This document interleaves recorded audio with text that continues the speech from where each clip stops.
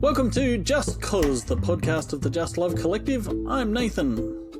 And I'm Dilys. And in the second episode of Just Cause, we're going to spend a little time with the Hebrew prophets with the assistance of our friend and scholar, Dr. Janice DeWhyte. Dr. DeWhyte is Associate Professor of Hebrew Bible Old Testament at the School of Religion at Loma Linda University. As a biblical scholar and clergywoman, Dr. DeWhyte's research and teaching engages Scripture and its intersections with gender, race, economics, and health. It was a privilege to spend time talking with Dr. DeWhyte, and we are glad that we get to share this important conversation with you. We'll be back at the end of this episode with a homework challenge from Dr. DeWhyte to our Just Love community.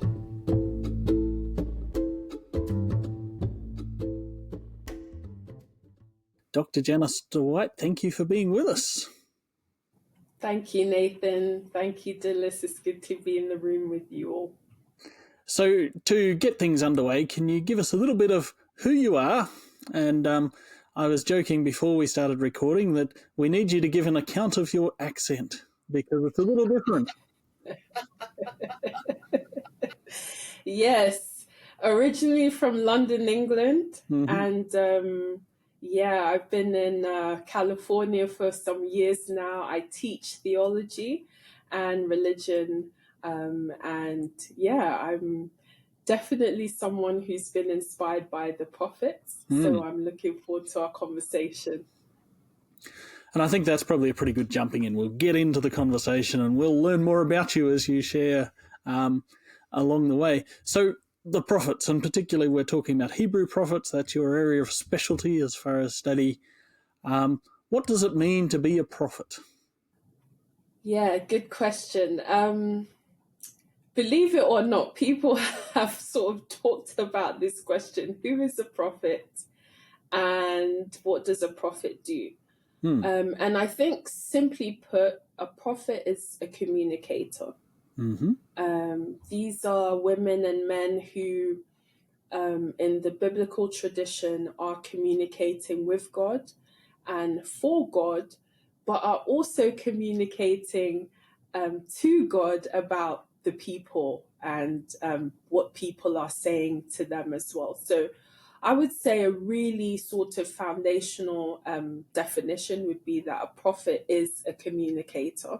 And I would also say then that when we're talking about prophets in the biblical tradition, prophets are communicators who are using all kinds of creative ways to get the message across. And so when we think about, those of us who identify with the prophetic tradition or who are inspired by it, we're also called to think about the creative ways that we can use to get the message across. One thing that caught my attention that I probably wouldn't, if somebody had asked me that question who spent less time thinking about it, was this idea of advocating for the people to God.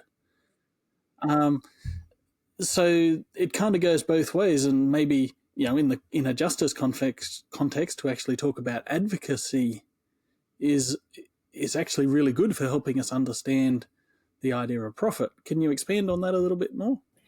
Yeah, so when we look at some of the prophets in the Bible, let's think about someone like Deborah, who's a prophet, and she is spending her time under her palm tree. People are coming to her about all sorts of things that are affecting their lived reality, their lived experience. So you can imagine, the gamut, the spectrum. People who perhaps were having problems with housing, being treated unfairly, inequitably, those who felt that they didn't have anyone else to speak up for them, to ensure that their rights were not being infringed upon. This was Deborah's work.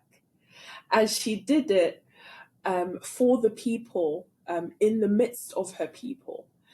And she is called a prophet, right? Her role as a judge is not somehow inextricably or disconnected from her role as a prophet. So the reason I believe that she's able to connect with Barak in a meaningful way is because he understands that this woman, this judge, our prophet, is for us. And therefore, if Deborah says we can do this, we can do this. And by the way, I'm not going unless she accompanies me, right? So Deborah's role as a prophet is very much one that's enacted in the midst of her people on behalf of her people. So that would be one example. And, in more recent history, we had someone like Rabbi Heschel who said that he said that prophetic figures are essentially people who advocate for those that cannot advocate for themselves. And so there's this interesting story about him being, because he's a rabbi, he's a professor, and he's in 1963, he's at this conference on religion and race. And after he talks about how justice is essential to religious life and religious commitment, he kind of makes this proclamation. He says, let there be a grain of prophet in every man, right? In every human being. Let there be a grain of prophet in every human being.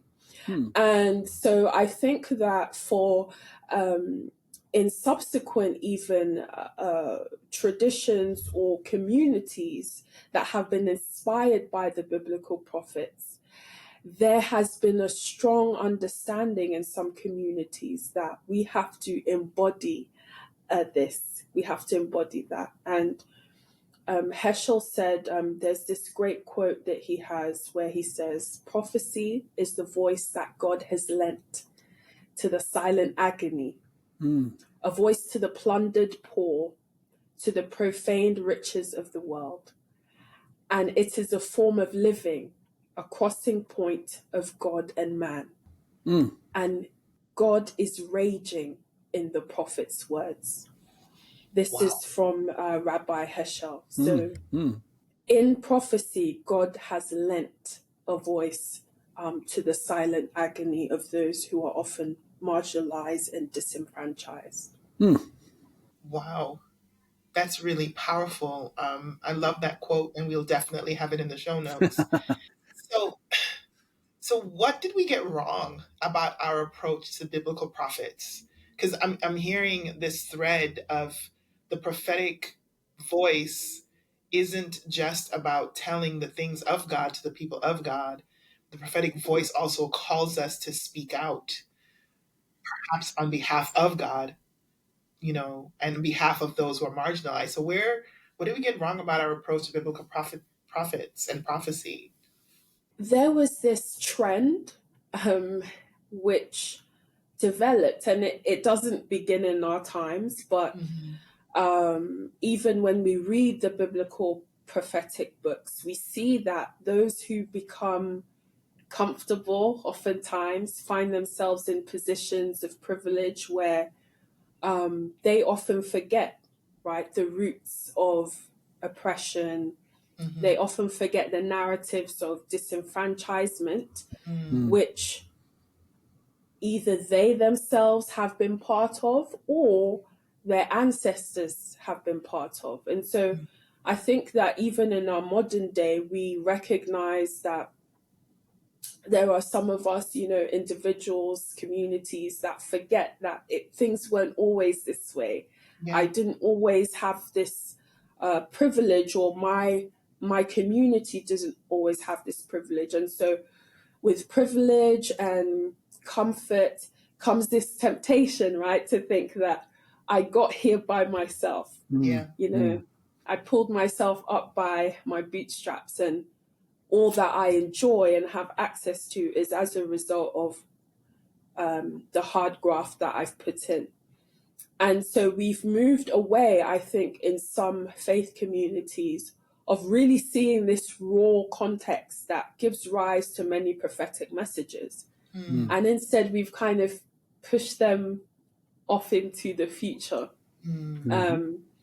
And so one of the things that we have gotten wrong is we define prophecy as being something that concerns, the ultimate end of things, the eschaton, sometime far in the future, not my lifetime, right? Whereas when we look at the biblical prophets, much of biblical prophecy actually concerns the present and concerns the near future.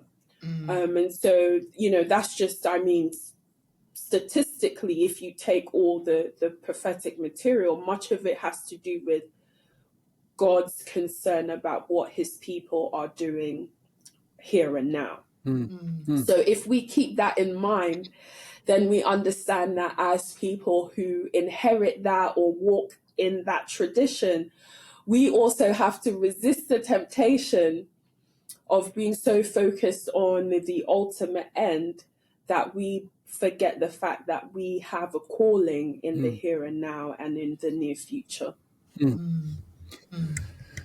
One of the things that I think is a bit of a challenge sometimes, and particularly when we're focused on the Hebrew prophets, we're looking at a text that is 2,500 years old, give or take a little bit.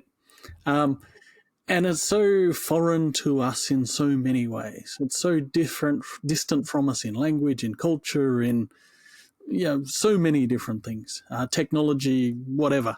How do we take, I guess given that distance, and I guess the first step is to actually recognize that distance and the differences that comes with it. But how do we better learn to read a text that is so different from our time and place in a way that is still useful and applicable to us? Yeah. It's a great question, and I appreciate that you're reminding us not to minimize some of those differences. And I think that there's a basic sort of cultural orientation that's helpful for us as we delve into the Bible, and for our listeners, there are just really right now really great sort of introductions to the world of the Hebrew Bible, Old Testament, the world of the New Testament.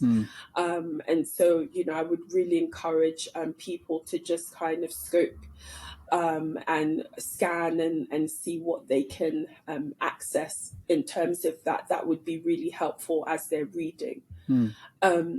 I also think that, of course, it's every theology professor's dream that people would be excited about learning the biblical languages. Right. But I think that realistically speaking, all of us are not going to be doing that. And so some of these resources that are available now are really helpful. In addition to that, I do also think that we can approach the Bible with curiosity about what are the things that do connect with our lived experiences today. Because as many differences as there are also things that are very similar. And when we look at some of these and we read them and we ask ourselves, okay, is there anything in this that I could connect with on a personal level, on a familial level, at a community level? And I think that we find, things that may surprise us. When we look, for example, at Isaiah's prophecy, and we think about some of the things that the prophets were talking about in Isaiah chapter 10, for instance, if I just read a verse or two, and I would wonder if anyone could resonate with this. This is from Isaiah chapter 10, and I'm reading from verse 1. Woe to you who make iniquitous decrees, who write oppressive statutes. who turn aside the needy from justice and rob the poor of my people of their right, that widows may be your spoil, and that you may make the orphans your prey. Now, Isaiah clearly is, hundreds of years, centuries removed from us. But I wonder if, we could think about our own communities, our own nations that we're living in, and think about, do we resonate with any of this? Are there things that we think are going on in terms of legislation, in terms of politics, that are really oppressive for certain people? Are there people who are being turned away from justice, right? Who do not have any legal recourse because they find themselves in the categories of widowhood or orphanhood, which, as we know, are biblical terms, Right. not just limited to people, who have lost spouses or lost parents, but people who are on the margins of society.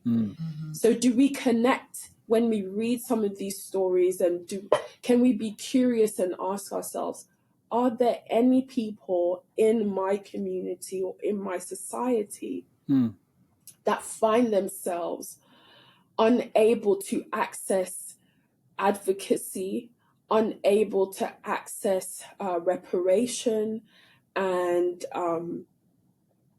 resources because they are part of the have-nots, right? They're part of those who traditionally have not mattered or have not been made important. And I think that as different as these texts can be, there are also things that as we enter into the prophetic world, we're kind of blown away to say, wow, I mean, that feels like Isaiah is walking around speaking to me in my time today.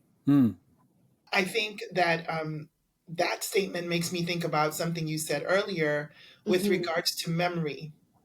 Yes. Because when we don't, I think this is the admonition that God gives the children of Israel: tell your children and your children's children how God delivered you from. And I think it is not, I don't think God is saying to us, sit in the doldrums. It's just that the further you are removed from the deliverance that you received, the more likelihood that you see yourself as a have, and you become disconnected with the have-nots. And so I think this idea, yes, the text is old, and yet as you're reading Isaiah 10, I'm going, oh my gosh, why is this still a relevant thing today? And yet it might feel or seem irrelevant if your family has moved so far away from, this discrimination or lack of access to food and other resources. And if our communities are so insulated that we don't see these people unless they're on the news. That's right. Man, I love scripture. I'm a Nathan, I don't know that you know this, but I'm a Hebrew Bible girl. It's Hebrew Bible or bust for me. And so, I'm always happy to just go back to the prophets. So you've talked about how we can engage, and reading Isaiah 10 just right in front, right here, we see it. Why is justice seemingly a recurring theme amongst the Hebrew prophets? And is there a risk of overemphasizing their focus on justice? So for me, the fact that, different prophets through different time periods come back to this almost reminds me, and I think many of us have had the same or different versions of the same song that a parent or teacher growing up, or a caregiver, someone you who mentored you, might tell you about how important repetition is, because it deepens impression, and really when we keep seeing these themes arising, it really is a signal for us to pay attention and say, what is the main thing here? I love that. And so for the prophets who are communicating on behalf of God, justice is a concern. It is the concern. And even when we think about idolatry, which is obviously something that the prophets also care about, it's interesting that idolatry is condemned, not just because God wants to have something to say about being in competition, with other deities, but because idolatry moves people into the realm of less justice. It moves people into the realm of being more willing to dehumanize others, to take from others, to abuse others. And so idolatry is not just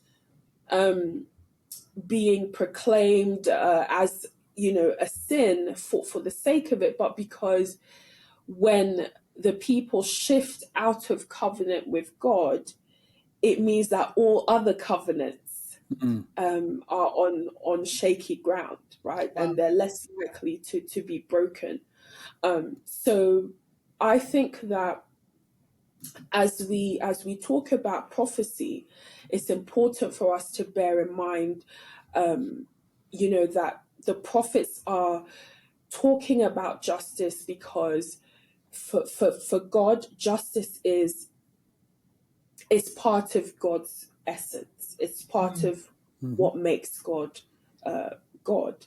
And so even when we read the Psalms, we see this, Psalm 89 verse 14 talks about righteousness and justice being the foundation of God's throne.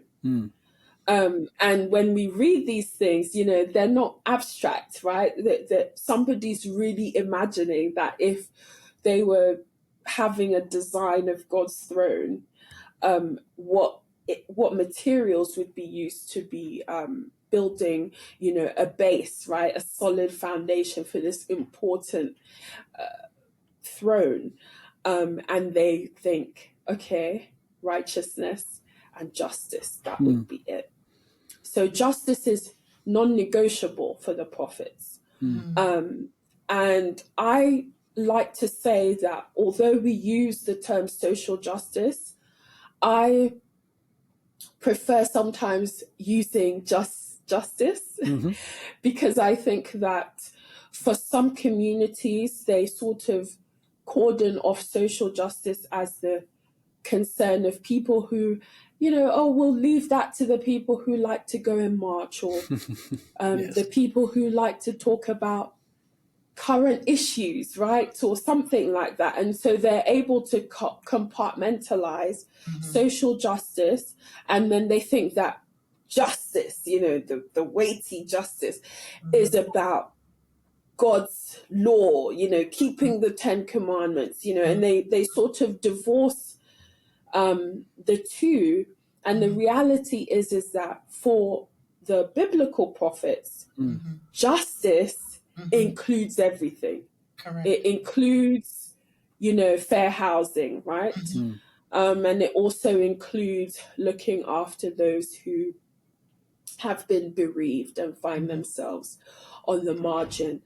So it's all encompassing. And I think that's why we cannot overemphasize justice.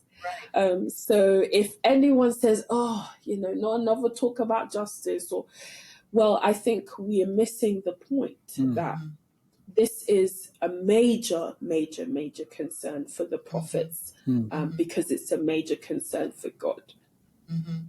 I love you decentering us and bringing us back to that. So I wouldn't be a geek if I didn't say we need to define justice for God as Mishpat and Tzedakah, right? Those are the two words that show up all the time.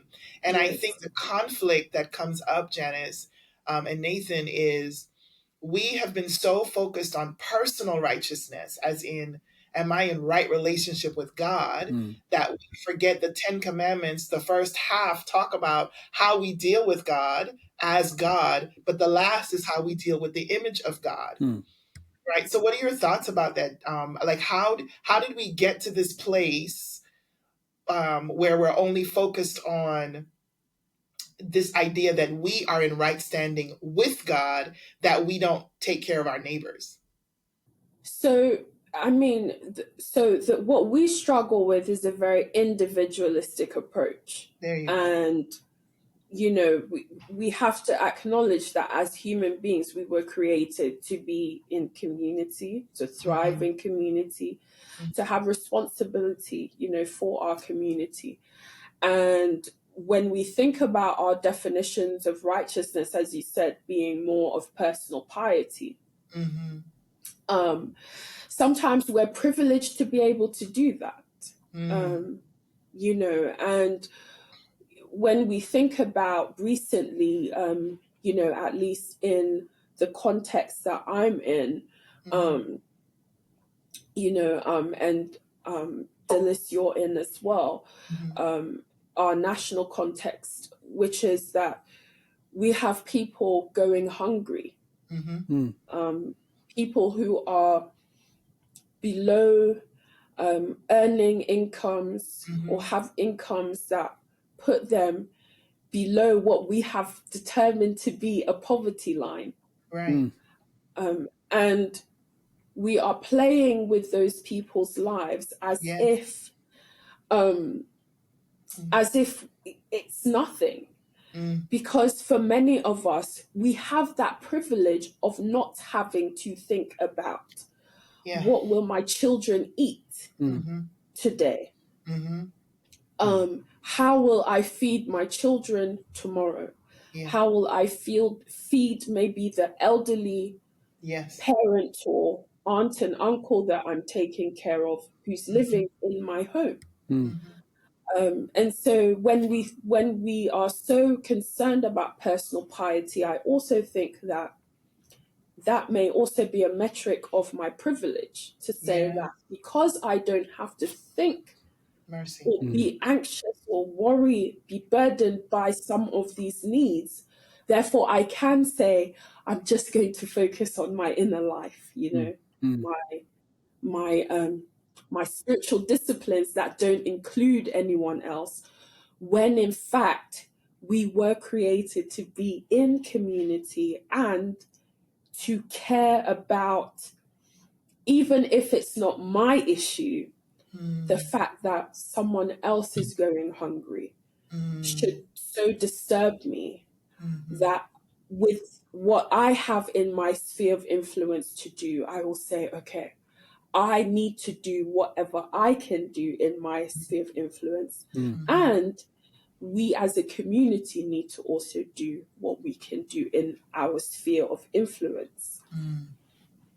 Yeah, your comments remind me, and you've already referenced Herschel and his description of the prophet as someone who feels deeply and is seemingly so easily outraged, where we might see that a few people going hungry is, it's not good. We may not applaud it, although some seem to. But for the prophet, it is an outrage that goes all the way to God, that these people are being, and, it's worth bringing down the heavens for, that we will appeal to the highest possible authority to say, this is wrong, this needs to be made right. And, there's some, Herschel is kind of, sometimes we think of the prophets as being a little bit hysterical or over dramatic about it, but it actually should alert us to the outrage of injustice and the outrage that there are people going hungry when they don't have to be. When it's purely the choices that certain people, certain systems, certain political leaders make, we should be angry about it. We should be outraged. And that is the prophetic tradition that we're investigating here. So I appreciate what you've done that just pushes our definition of justice. And I think that's one of some of the discussions that I have, and particularly where people are pushing back on me about talking about justice, is simply that there's this very narrow understanding of justice, and they immediately jump to this politically loaded notion of social justice, and they reject that without actually recognizing that the justice we're looking for is holistic, it's communal, and it's God-focused. And through God-focused, it's also people-focused. And that's transformative when we come to understand that bigger picture. Yeah. One of our colleagues, Chris Oberg, a couple of years ago when we were starting out with Just Love, she had just made a comment to me, and she's like, Dilys, why are we talking about social justice? It's just justice in general. And I said, I absolutely agree that it's justice, and I have been really intentional in trying to only use the language of justice. And Jesus's manifesto, which we have in Matthew 5-7, the good life belongs to those who hunger and thirst for Tzedakah and Mishpat, for we think of it again as my individual piety. However, God's judgment on the planet is not about Dilys personally. It's about all of us. It's about how we all have been silent when we see injustice happening, and that's what God is holding us accountable to. And that's what the justice in my mind, as I've read, through scriptures, it's just like, yeah, Jesus died for my sins. I get that, so that I could be someone who proclaims to others not only their healing and the acceptable year, but also their deliverance from those systems that oppress. Right? So I'm loving this whole conversation around let's redefine terms. Let's have an understanding of what this means. And what I hear you say is it's 2,500 years old, but it's still good. It's right now. It's something to lean into. Absolutely. While we're talking about this kind of, being fans, perhaps even as much as students and disciples and all the other ways that we can talk about these conversations. As someone who spent a lot of time with the Hebrew prophets, do you have a favorite? Yeah, it's hard to choose just one, but I think, I think Jeremiah is definitely up there, and also Amos. Yeah. I think, Amos, I love his book isn't as long, so he kind of has this sermon series, and he knows he's only got, how many Sabbaths, right? To get this message out there. And so he's not mucking about. Hitting it, hitting the nail on the head, and taking no prisoners. And, one of the things I love is that he knows he's talking to people who know Torah, and they are well-versed, and, they can quote scripture with their eyes closed. And so he's really thinking about how he can communicate the message in a way that will connect with the people that need to hear it. The people who need the message to go out, because they need people to advocate for them. They need their voices to be heard.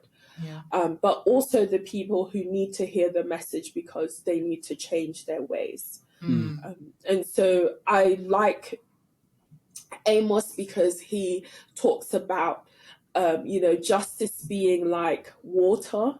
He envisions it being something that floods the country, the nation.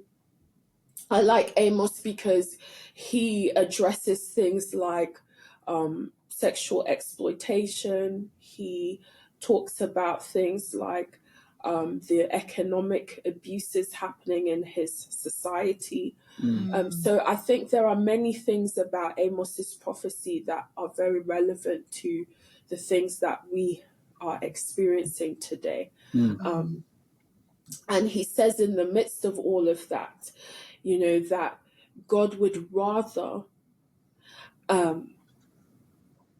abolish, demolish even the systems of worship, than have the people think that they can somehow bribe their way out of their justice responsibilities, right? So what I learned from Amos is that justice is non-negotiable. And that as much as, God loves a good worship, right? Loves good church service. Yeah. When the rubber meets the road, he's actually willing to forego all the sacrifices and the offerings, and he would much rather us focus on doing justice, right? Being embodying justice.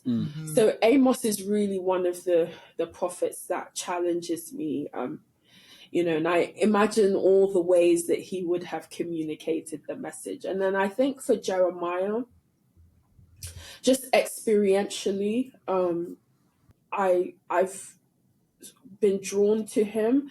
As a prophetic figure, I've always wondered what it would be like to have conversations with Jeremiah, because for him, the prophetic vocation is, all encompassing. And when we talk about prophetic figures who are chosen to communicate for God and to communicate with the people and to communicate about the people as well to God, it's something that is a very weighty task, and it comes with a lot of choices, sacrifices, and things that you never expected. And so, as a younger person, I remember reading Jeremiah when he said, this is somewhere around chapter 20, where he says, to God, you deceived me, right? You, and the Hebrew there is actually talking about like being lured into something, Jeremiah says like, you brought me into this prophetic vocation and you did not give me the whole picture. And I am to the point that I'm fed up. The marginalization, the isolation, people trying to kill me, people insulting me. For all I'm trying to do is share what you said I should say. Right. And Jeremiah says, I feel like I've been, hoodwinked into this. And then he says, but whenever I get to the point where I just say, I'm done with this, I'm out, like, this is not worth my time, my energy. Yeah. And then he says, but it's like a fire. That's in my bones. And I try, but I just can't keep it in.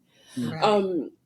And for someone who I would say was very naive about what it means to be in the ministry, to kind of enter into faith community that had a lot of politics about who could speak for God and, what gender you have to be and what rights and responsibilities you might have depending on who you are. I think that I resonated with that because there were times, and there have been times, even more recently, where I've said, if I knew then what I know now, I might have given this up a long time ago, God. So I feel like you withheld some important information there, right, from me, and resonating with the fact that, but yet, Yes, in those times, yes, I still find myself being compelled to say, but this is the vocation that's right. that I believe you're calling me to. And That's so right. how do we walk this out, even when I feel like I'm at that point where I'm done. So I think Jeremiah and Amos just seem to me very real. And, if they were alive today, I think, definitely some good mentors for many of us, just to kind of go in their office and, like Dilys's office and just sit on the couch, and just vent. Right? I think it'd be a bit scary to be called into Jeremiah's office.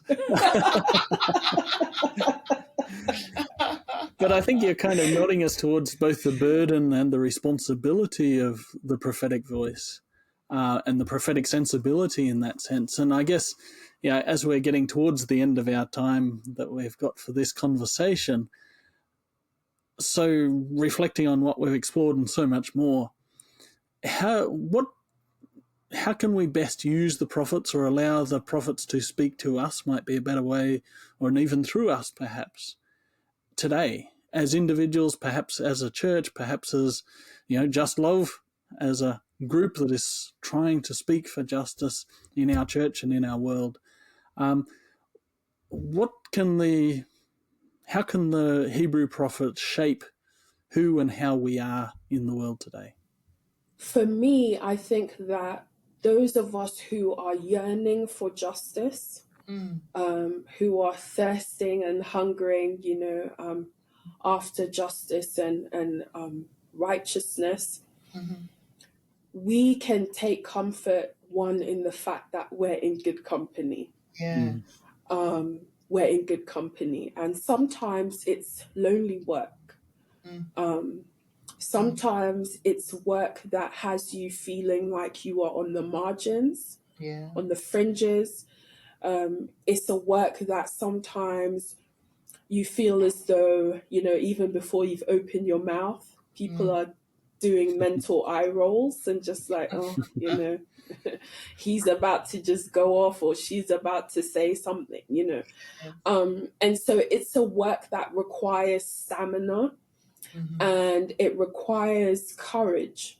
And so I think recognizing that we're in good company, that the biblical prophets were not necessarily people who were fearless, as in they're never experiencing fear, but they were people who said that the mission and the message was too important to allow the fear and the trepidation to prevent them from embodying what God wants them to do. So I think that's one source of hope that I would share. Another thing that we see in the prophets is just that it's okay to have an emotional life. It's okay to recognize that this justice work, as you said, Nathan, that rage may be part of the journey, and I think in the faith communities where we always want people to be very even keeled, we always want it to be, happiness and harmony. We have to recognize that there should be space in whether it's our liturgy or just our life together where we make space for rage. We make space for anger. We make space for the expression of trauma.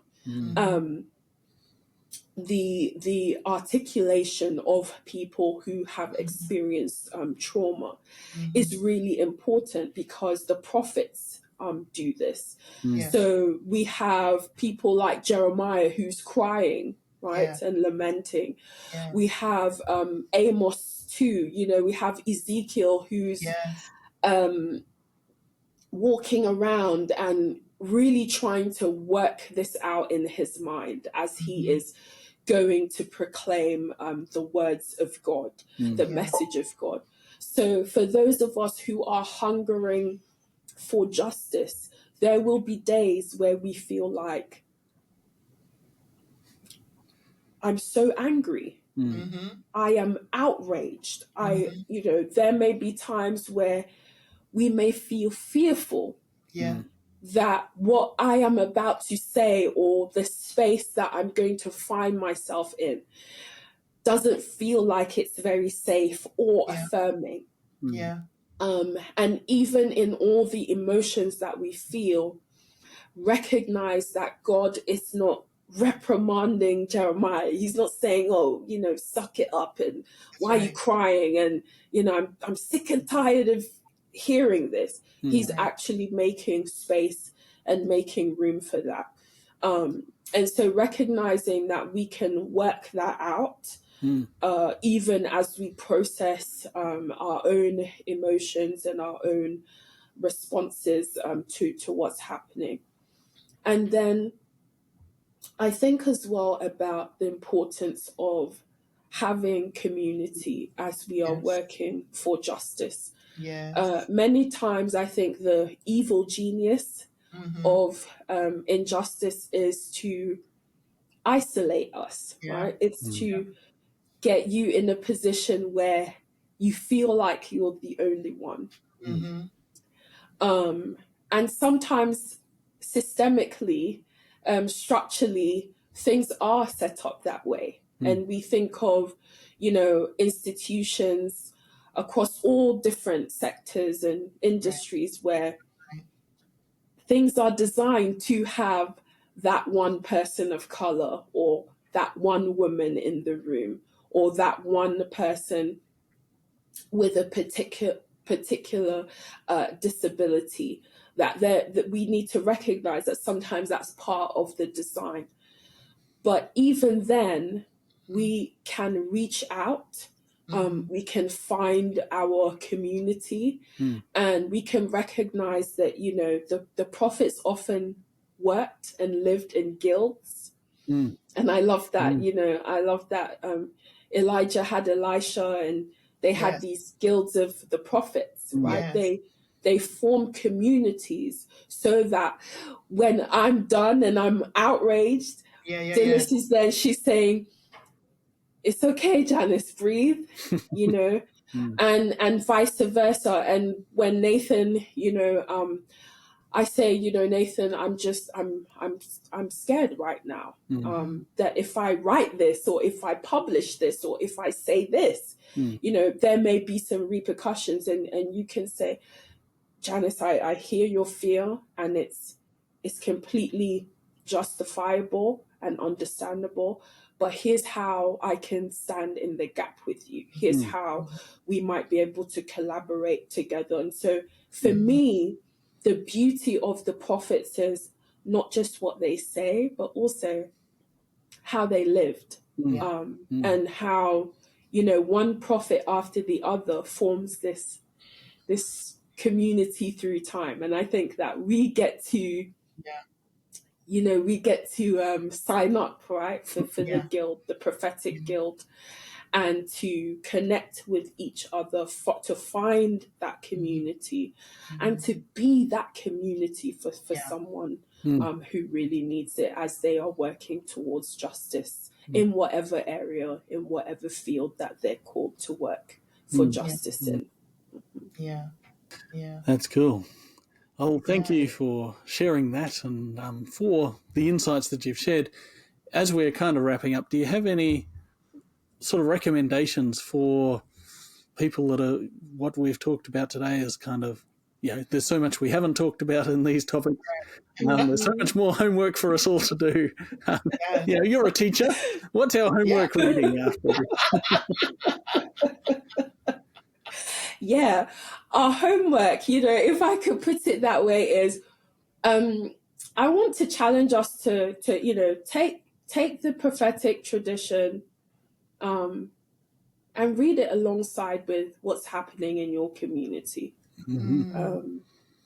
As you're watching the news, or wherever you get your news from, more than one source. Hopefully we're getting our news from more than one source. But, as you're consuming the news and current affairs, I challenge us to just read along with the prophets, and just get curious and figure out, okay, during this government shutdown, what might Isaiah have been saying? If Ezekiel were in the community today, what might he be thinking? If Amos saw that we are just still trying to get people the basic food that they need to survive, what might he say? And I think asking those kinds of questions and just really going through, like reorienting ourselves, with the literature will help us to see, oh, actually, there are some things that they were saying that are still very relevant.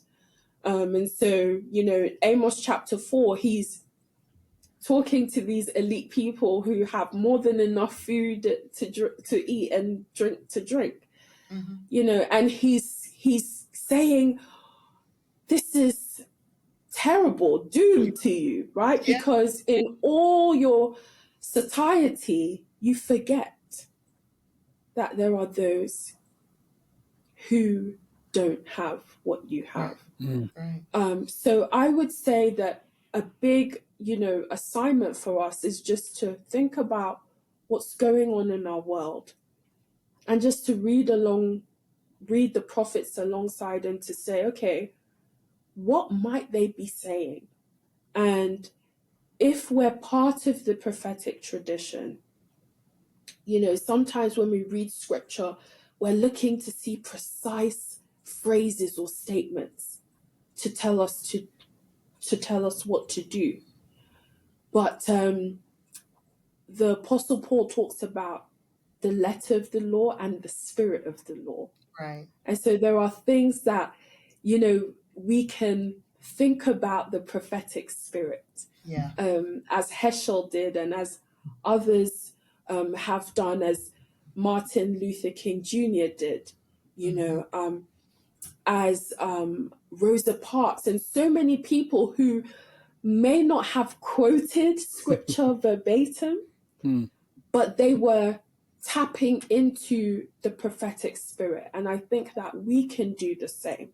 Yeah. So as we think about the many ways that inequity and oppression manifests in our communities, we can ask ourselves not only if there are specific words or statements that the prophets are saying that relate to this, but we can ask ourselves, what is the spirit of the prophetic tradition?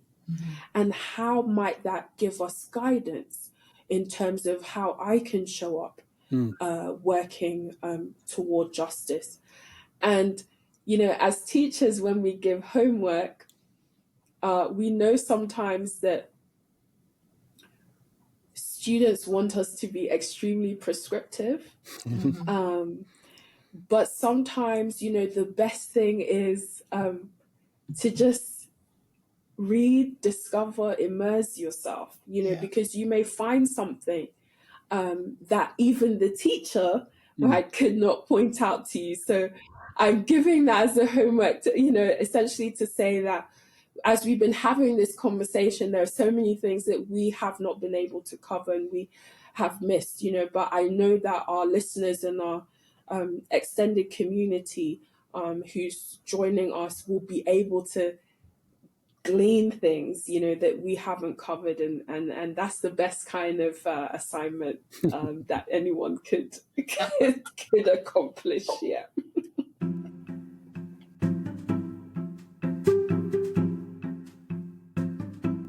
What a great conversation. I feel like we have been in class in the best possible way. And as we might expect, Dr. DeWhyte has given us homework, and I think we should take it seriously. Pick up one of the Hebrew prophets this week. Start with Amos if you're not sure where to begin. Read a chapter, then open the news. Ask yourself, what is Amos saying here? What would he say about what I'm seeing right now in my community, in my country, in my world? Don't just look for specific phrases that match today's headlines. Look for the prophetic spirit. That same spirit that refused to be silent about injustice, that spoke truth to power, that insisted God's people could not worship freely while the poor were being robbed of their rights. That spirit is still alive, and it may have something to say through you.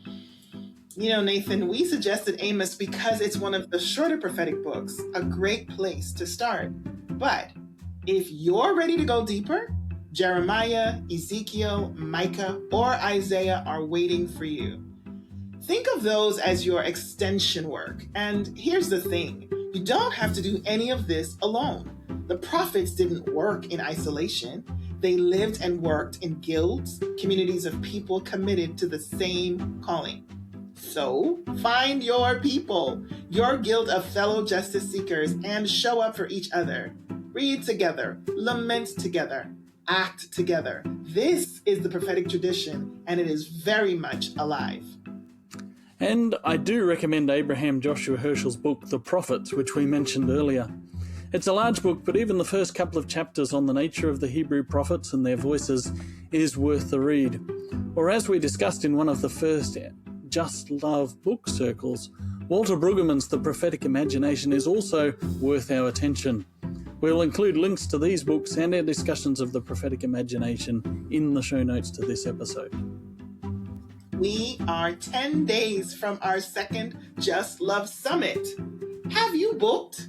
It's not too late to make plans to join us in person or online. Get more information by visiting justlovecollective.org/summit.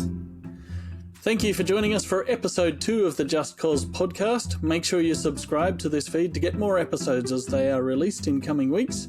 Thank you for adding reviews where you have accessed this episode and for recommending this podcast to your friends and churches. To discover more about Just Love Collective, visit our website, justlovecollective.org, and connect with all the other good things we're doing, including the Just Love Summit, our regular Pulse e-magazine, our fortnightly newsletter, Just Love Notes, the Just Love Book Circle, and other occasional events. We'll be back soon with another episode of Just Cause. Thank you for being part of our Just Love community.